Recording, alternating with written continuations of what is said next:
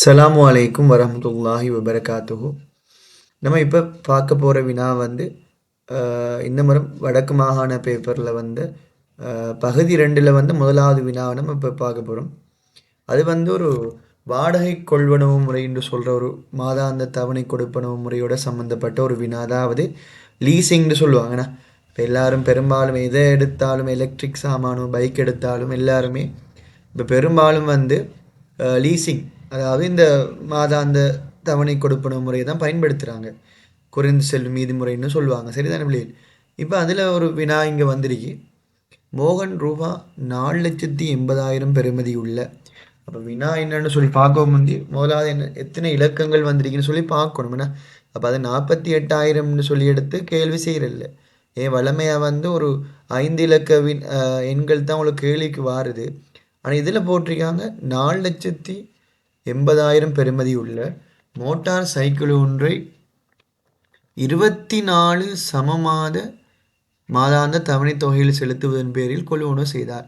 இதற்காக ஆண்டுக்கு 12% வட்டி அறவிடப்படும். அதே வேளை வட்டி குறைந்து செல்லும் மீதி முறையின் கீழ் கணிக்கப்படுகிறது. செலுத்த வேண்டிய ஒரு கடன் தவணை தொகையின் பெருமானத்தை காண்க. அப்படியே இதில் 2 விதமான கேள்வி தான் வரும். ஒன்று, இதில் ஆண்டு வட்டி, அதாவது ஒரு மாதாந்த தவணை தொகையை தந்துட்டு ஒன்று ஆண்டு வட்டி வீதம் கேட்பாங்க. இல்லாட்டி என்ன செய்வாங்க, வட்டி வீதம் தந்துட்டு ஒரு மாத தவணை தொகை கேட்பாங்க. அப்போ இதில் கேட்டிருக்கிறது நம்மளுக்கு ஒரு மாத கடன் தவணை தொகையை கேட்டிருக்காங்க.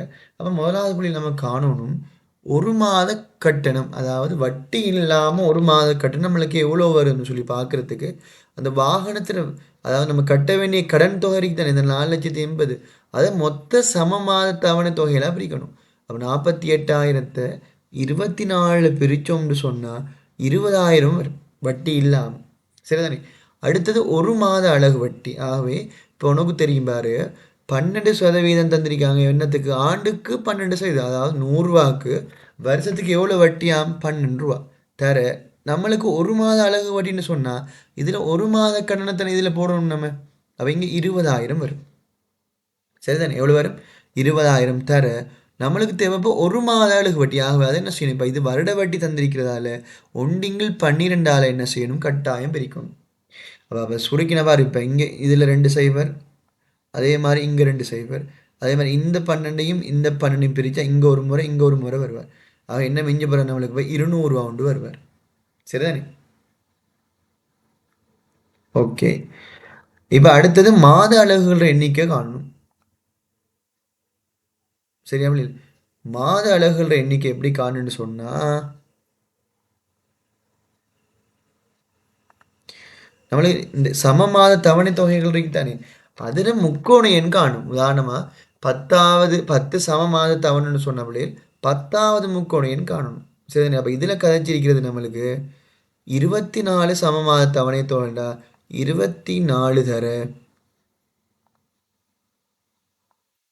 சரியா? 24 தர 25 முக்கோண எண் என்ன ஒன்றை கூட்டிட்டு 2ஆல் என்ன செய்யணும்? நம்ம பிரிக்கணும். ஆகவே இவரையும் பிரித்தா நம்மளுக்கு எத்தனை வருவார்? 12 வருவார். சரிதானே? 12 தர 25 எத்தனை?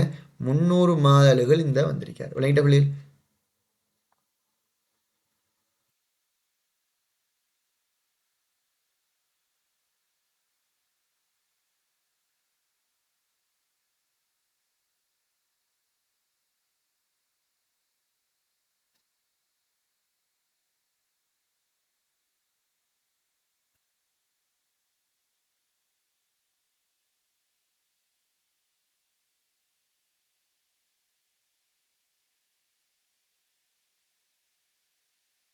இப்போ அவளுக்கு விளங்கியிருக்கணும்னு நினைக்கிறேன் அந்த பகுதி.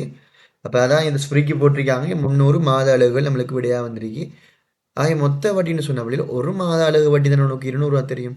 ஆக மொத்த வட்டின்னு சொன்னால் இந்த மொத்த மாத அலகுகளை ஒரு மாத அலகு வட்டியால் என்ன செய்யணும்? பெருக்கணும். பெருக்கின எவ்வளோ வருது உனக்கு?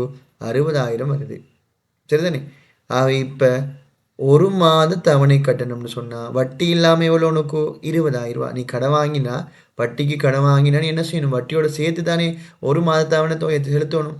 வட்டி இல்லாமல் 20,000 ப்ளஸ் மொத்த வட்டியை நல்லா பாரு, ஒரு மாத தவணை கடன் காண்றதுக்கு.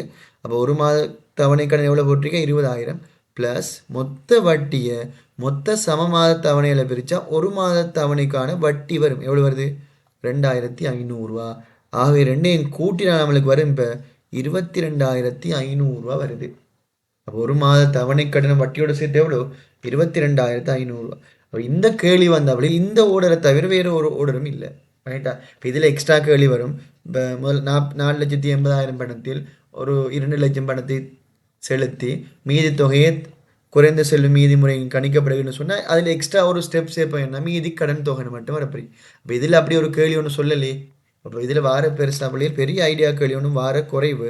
அப்போ கொஞ்சம் இந்த தெளிவாக அந்த விஷயம் வசனங்களை விளங்கி எடுத்து வச்சிருந்த அவங்களுக்கு லேசி. சரிதானே பிள்ளையே? அப்போ இன்னும் அடுத்தது 2026 வந்த இந்த வடக்கு மாகாண பேப்பரில் அடுத்தடுத்த வினாக்கள் நம்ம என்ன செய்வோம், நம்மளோட யூடியூப் சேனலில் அடுத்தடுத்த வீடியோக்களை பார்ப்போம். அஸ்ஸலாமு அலைக்கும் வரஹ்மத்துல்லாஹி வபரகாத்துஹு. வணக்கம் பிள்ளைகள். உங்களுக்கு இன்னும் இந்த வீடியோக்கள் நிறைய வேணும்னு சொன்னால் அந்த யூடியூப் பேஜை வந்து ஒருக்க நீங்கள் சப்ஸ்கிரைப் பண்ணி உங்களோட அந்த நோட்டிஃபிகேஷனை தானே அதையும் ஒன் பண்ணி வச்சிங்கன்னு சொன்னால் உங்களுக்கு நான் வீடியோ போட்டோன்னே வந்து என்ன செய்யும், உங்களுக்கு அது வந்துடும். அந்த வேலையும் ஒருக்க செஞ்சு வைங்க.